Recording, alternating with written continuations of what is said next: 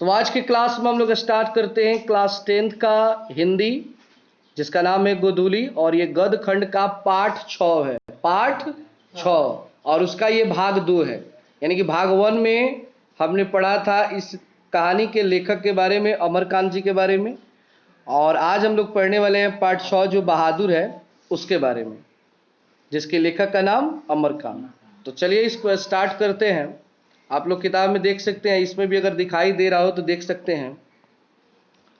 लिखा है कि सहसा मैं काफी गंभीर हो गया था, जैसा कि उस व्यक्ति को हो जाना चाहिए जिस पर एक भारी दायित्व आ गया हो। यहाँ पे लेखक कहते हैं कि सहसा, सहसा मतलब होता है अचानक। सहसा मतलब क्या होता है? अचानक मैं काफी गंभीर हो गया था। गंभीर मतलब होता है शांत होना। गंभीर मतलब शांत होना, जैसा कि उस व्यक्ति को हो जाना चाहिए जिस पर एक भारी दायित्व हो गया है। कि किसी व्यक्ति पर कोई दायित्व आता है। दायित्व मतलब होता है जिम्मेदारी। दायित्व मतलब क्या होता है? जिम्मेदारी। जैसे कि होता है क्या है कि अभी आप बच्चे हैं तो आप पे जिम्मेदारी परिवार का नहीं है, लेकिन एक समय आएगा कि आप लोगों पर भी आपके परिवार की जिम्मेदारी आएगी। उसी को दायित्व कहा जाता है। क्या कहा जाता है? दायित्व। तो कहते हैं कि उस हर व्यक्ति को उस तरह हो जाना चाहिए, गंभीर हो जाना चाहिए जिस व्यक्ति पर क्या आ गया हो? एक भारी दायित्व, एक जिम्मेदारी आ गई हो। ये लेखक कहते हैं। कौन कहते हैं? लेखक। लेखक कौन है? अमरकांत जी। वह सामने खड़ा था और आंखों को बुरी तरह मलका रहा था। यानी कि यहाँ पे बात हो रही है बहादुर की। किसकी बात हो रही है? बहादुर एक नेपाल का लड़का है जिसको लेखक के साले साहब ने, किसने? लेखक के साले साहब ने लाए थे लेखक के यहाँ नौकर के रूप में। तो वो सामने खड़ा था, बहादुर लेखक के सामने खड़ा था और आंखों को बुरी तरह मलका रहा था। बुरी तरह मलकाने का अर्थ है कि मतलब अपनी पलकों को बार बार गिरा रहा था, बार बार उठा रहा था, मतलब तेजी से कर रहा था। ठीक है ना? 12-13 वर्ष की उम्र। उसकी उम्र लगभग कितनी रही होगी? 12-13 वर्ष। नीचे मैंने एक फोटो लगा दिया है, मान लीजिए कि ये बहादुर है। क्या है? बहादुर है। और ये बहादुर रियल में नहीं है, लेकिन एक नेपाली लड़का ही है 12-13 वर्ष का, तो समझ सकते हैं कि ये क्या है? बहादुर है। ठिगना चकैत शरीर, मतलब कि ठिगना मतलब होता है कि मीडियम साइज का है, ना बड़ा है ना छोटा है, और चकैत शरीर है मतलब चौड़ा शरीर है उसका। गोरा रंग है और चपटा मुंह है, क्योंकि नेपाल में ज्यादातर लोगों का मुंह क्या होता है? चपटा होता है, चापुट होता है।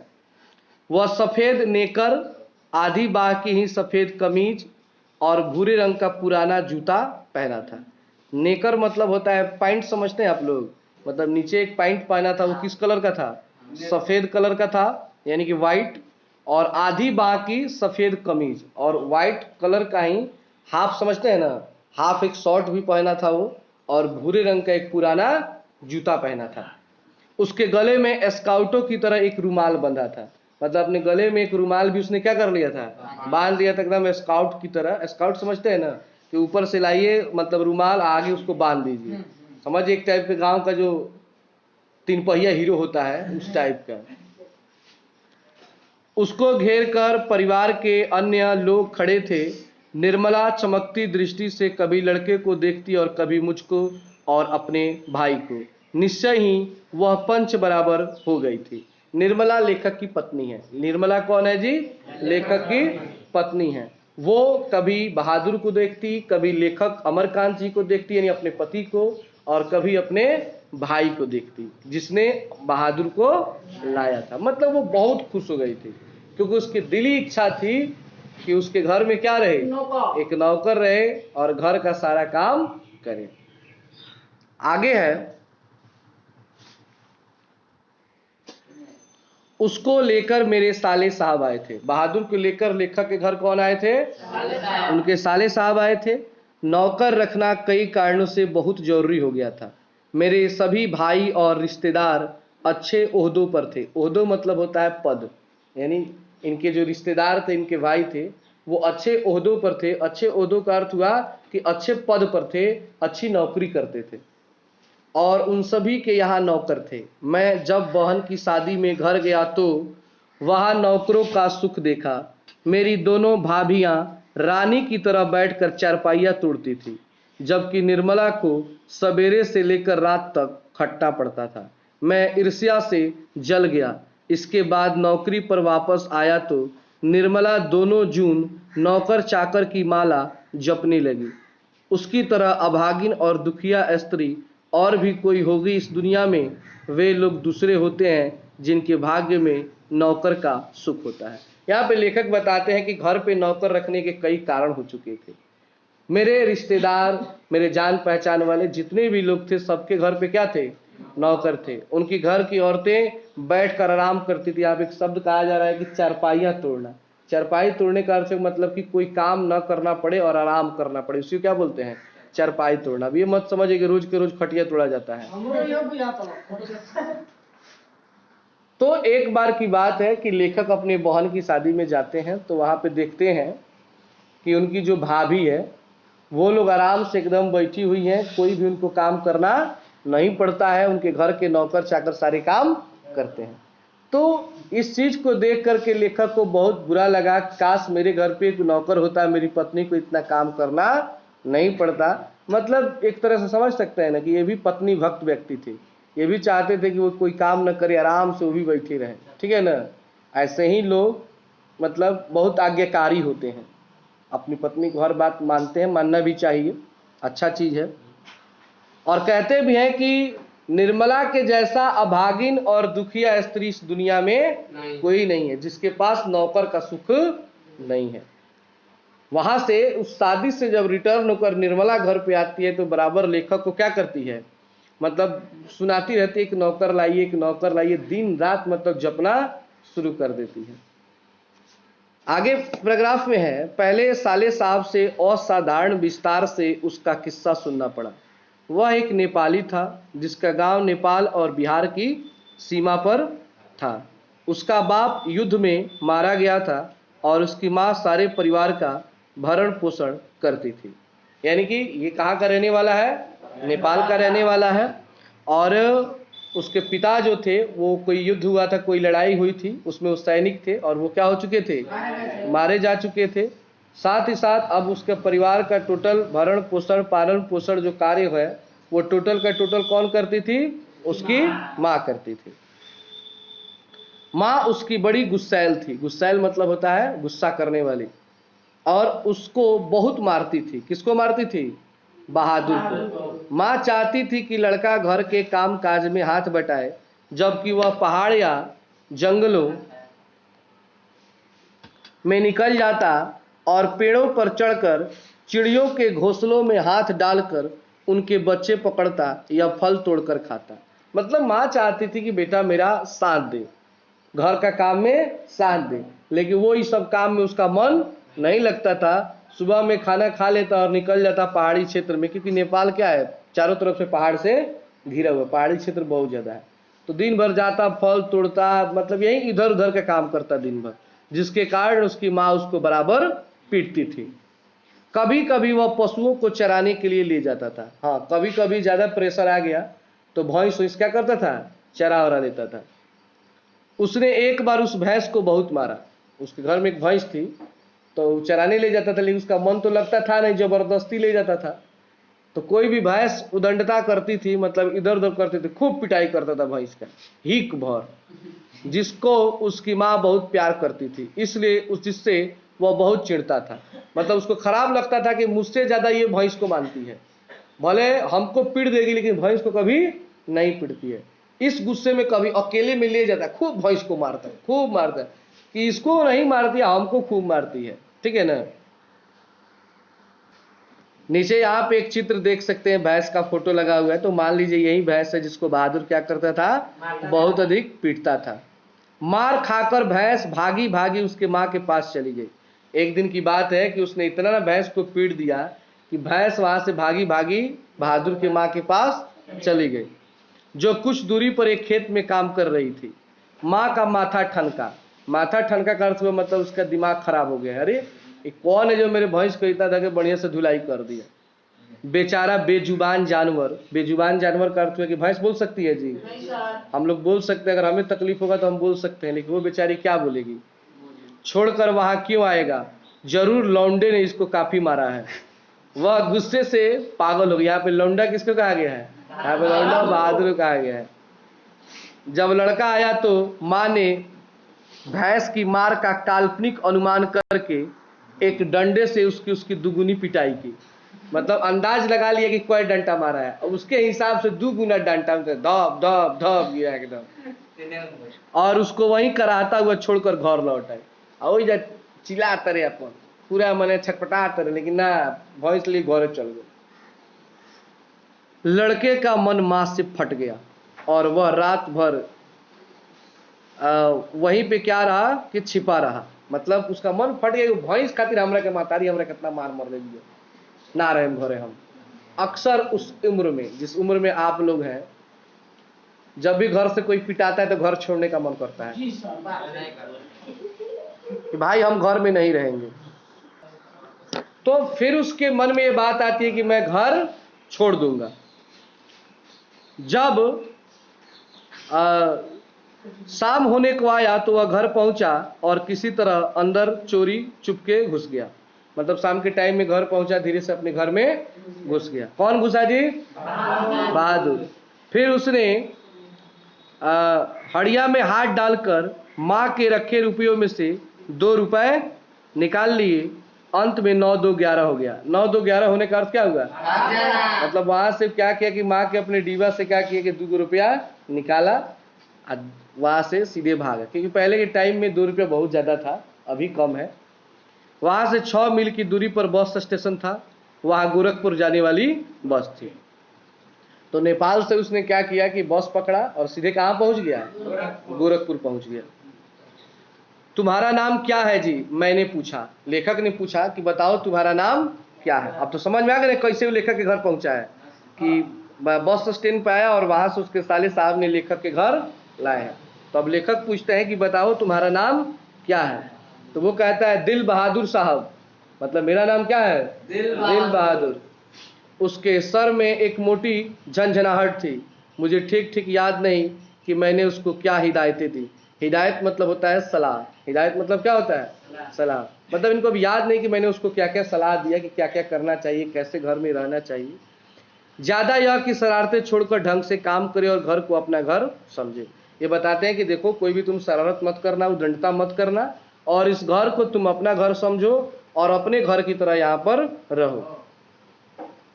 इस घर में नौकर चाकर को बहुत प्यार और इज्जत से रखा जाता है।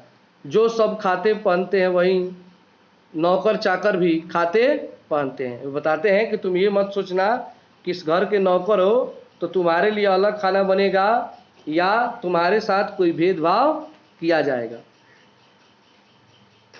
उसके बाद है, अगर यह यहाँ रह गया तो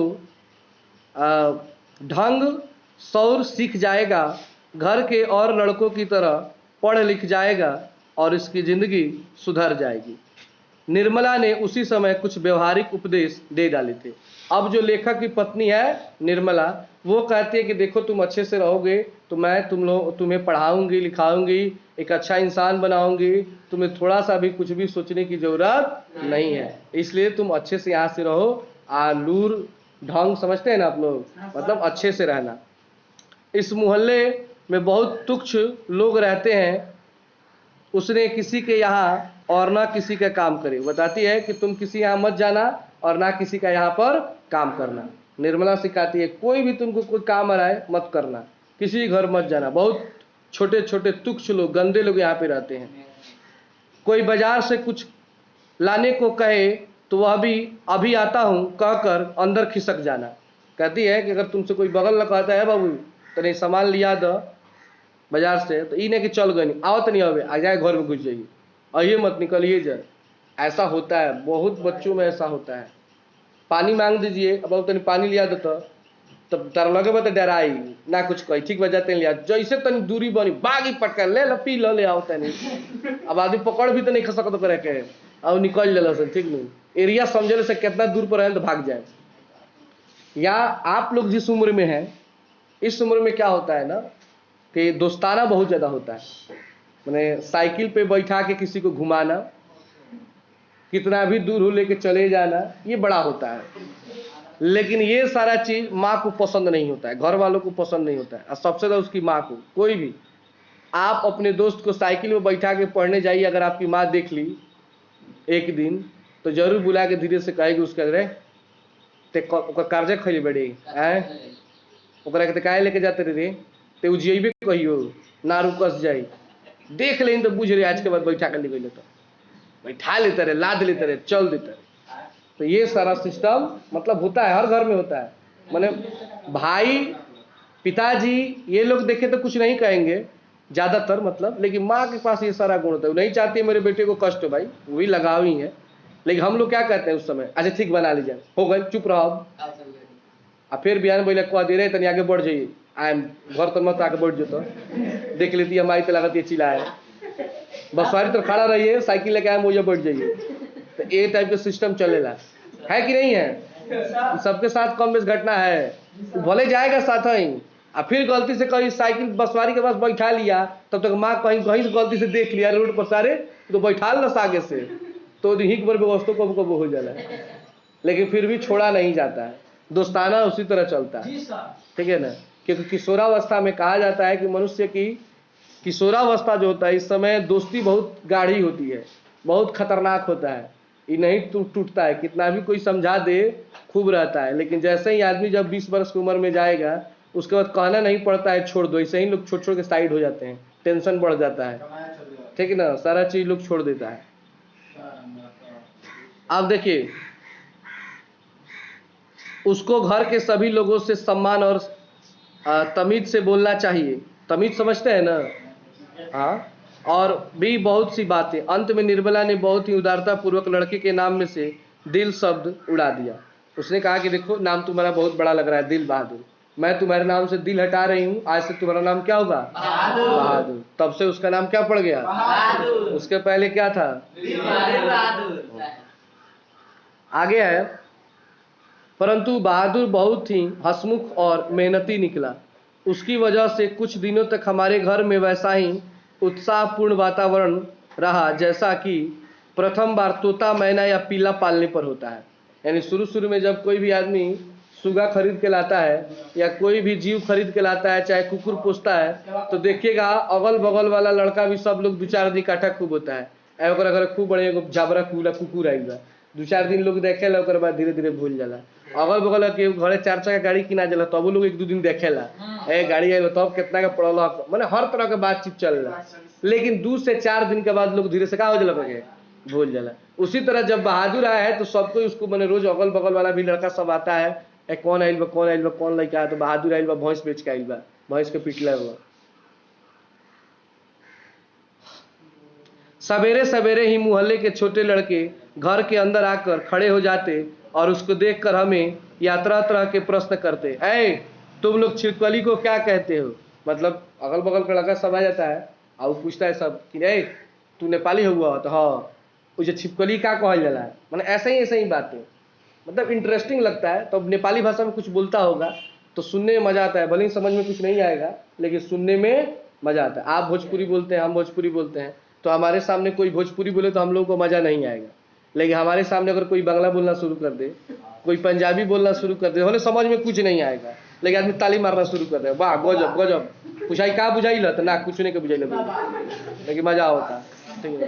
क्योंकि इंसान की प्रवृत्ति है कि वह जो चीज करता है उसमें उसका इंटरेस्ट नहीं होता है, उससे अलग अगर उसको कुछ मिल जाए तो उसका इंटरेस्ट बढ़ जाता है।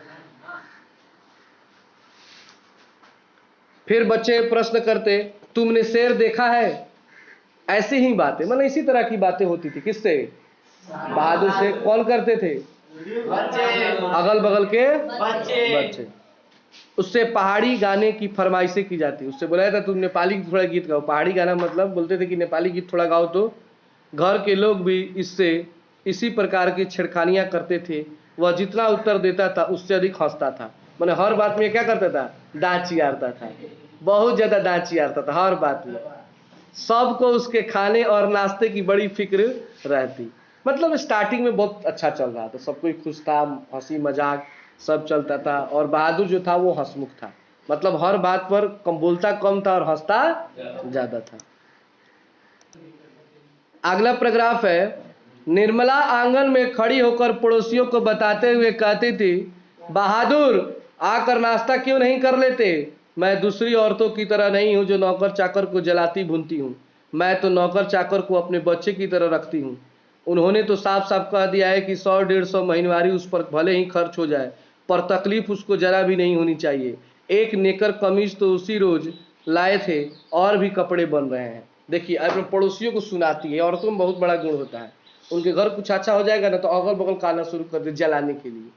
माने कोई भी बढ़िया काम अगर घर में हो जाए, औरतें जलती भी हैं। सुना सुना कहती है कि हमारे घर में नौकरों को भाई नौकर नहीं समझा जाता है, अपने घर का बच्चा समझा जाता है। वो तो कह रहे हैं कि भले जितना खर्चा हो जाए लेकिन बढ़िया से खिलाओ पिलाओ। और उसके लिए एक सीट तो कपड़ों ला दिया, और भी बहुत सारा कपड़ा बन रहा है, दर्जी के यहाँ दे दिया गया, कोई सीट दे दिया गया। भले दिया नहीं गया होगा लेकिन फेंक रही है पूरा पूरा, ताकि पड़ोसी सुनकर क्या होके जले। ठीक है ना।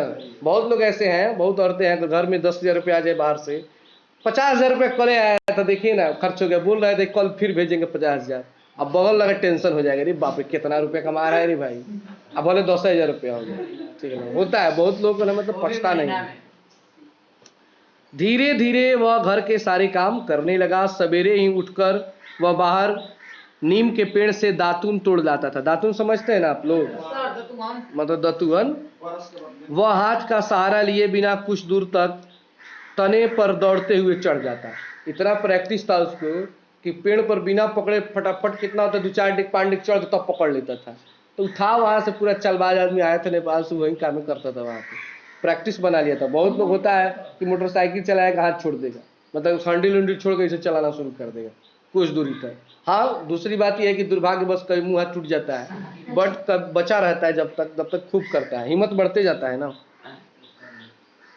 मिनट भर में वह पेड़ की पुलई पर नजर आता। पुलई समझते हैं ना, पुलगी, मतलब एकदम टाइम लेने फटाक से ऊपर चढ़ जाएगा एकदम। निर्मला छाती पीट कर कहती थी, अरे रीछ बंदर की जात, कहीं गिर गया तो बड़ा बड़ा बुरा होगा। वह घर की सफाई करता, कमरों में पोछा लगाता, अंगीठी जलाता, अंगीठी मतलब होता है आग, आग जलाता, चाय बनाता और पिलाता, मतलब सारा काम घर का। ये सारा काम कौन करता था? कौन करता था? दोपहर में कपड़े धोता और बर्तन मलता।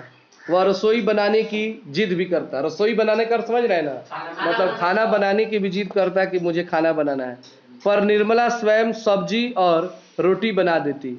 निर्मला को उसकी बहुत फिक्र रहती थी। उसकी इन दिनों तबीयत ठीक नहीं रहती थी। मतलब एक टाइम था कि निर्मला का एक बार तबीयत क्या हो गया था, खराब हो गया था, मतलब उतना अच्छा नहीं रहता था, इसलिए वह कुछ दवा ले रही थी। बहादुर उसको कोई काम करते देखकर कहता था, माताजी मेहनत न करो। बोलता था कि माँ जी आप ज़्यादा मेहनत मत कीजिए, आपका तबीयत क्या है, खराब है, तकलीफ बढ़ जाएगा।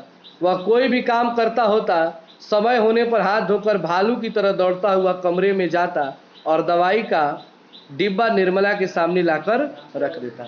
मतलब भले ही वह किसी काम में हो, लेकिन जैसे उसको मतलब याद आता कि दवा का टाइम हो गया है, तुरंत कमरे में जाता और दवा का डिब्बा लाकर उनके सामने रख के कहता था कि दवा खा लीजिए। मतलब कि एक टाइप से बहादुर क्या था ना, कि बहादुर से अगर सब कोई प्रेम से बात करता, प्रेम से रहता, तो एक अच्छा लड़का था।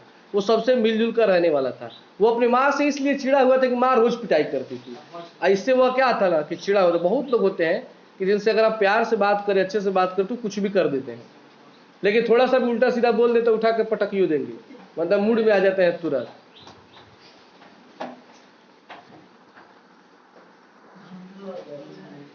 अगला पैराग्राफ है, जब मैं शाम को दफ्तर से आता तो घर के सभी लोग मेरे पास आकर दिन भर के अपने अनुभव सुनाते थे।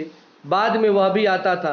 वह एक बार मेरी ओर देखकर सिर झुका लेता और धीरे धीरे मुस्कुराने लगता। लेखक बताते हैं कि जब भी मैं मतलब ऑफिस से आता हूँ काम करके शाम को, तो घर के सारे मेंबर लोग आते हैं, अपनी अपनी बातें करते हैं। ये भी आता है, एक बार मुंह की ओर देखता है, फिर अपना सर झुका लेता है। वह कोई बहुत ही मामूली घटना की रिपोर्ट देता। बाबूजी, बहन जी का एक सहेली आया था। बहन जी का एक सहेली आया था, क्योंकि उसको हिंदी उतना आता नहीं था, कहाँ आई थी कहाँ आया था ये समझ नहीं पाता था, किसी तरह बोल लेता था। या बाबूजी भैया सिनेमा गया था, मतलब घर में जो जो बातें होती थी ना वो किनसे बताता था? अपने मालिक यानी लेखक से, अमरकांत जी से, जब वो शाम को आते थे।